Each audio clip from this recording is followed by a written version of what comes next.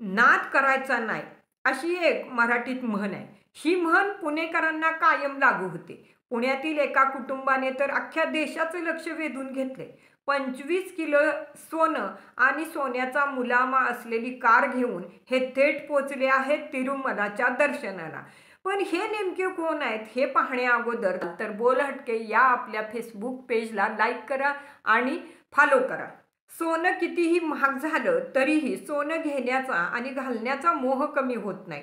नुकताच सोशल मीडियावर एका कपलची जोरदार चर्चा सुरू झाली आहे. नवरा बायको, एक लहान चिमुकल्यासह एक व्यक्ती असे सगळे मिळून वरपासून खालपर्यंत सोन्यात न्हाऊन निघाले होते.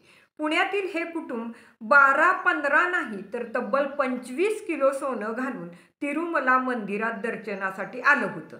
एवढंच नाही तर गोल्डन गाईज नाव लिहिलेली आणि सोन्याचा मुलामा असलेल्या कारमधून हे सर्व आले होते.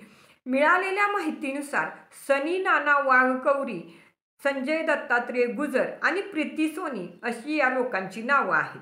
पुरुषांनी प्रत्येकी 10 किलो सोनं घातलं होतं तर महिलेनं 5 किलो वजनाची सोन्याची साडी आणि दागिने घातले होते. याची किंमत अहवालानुसार 15 कोटी रुपयांच्या घरात आहे. हे पुण्यातील कपल आपल्यासोबत बॉडीगार्ड आणि पोलीस घेऊन मंदिर परिसरात आले होते. अनेक सोन्याच्या साखळ्या, सोन्याचा चष्मा, बांगड्या, हार, 7 नंबरची सोन्याची चेन आणि अनेक दागिने घातलेली ही मंडळी सर्वांचं लक्ष वेधून घेत होती. तिरुमलामध्ये धार्मिक आणि सांस्कृतिक कार्यक्रम होता, ज्यामध्ये पुण्यातील या कुटुंबानं भक्ती आणि श्रद्धा दाखवण्यासाठी हा थाट केला होता.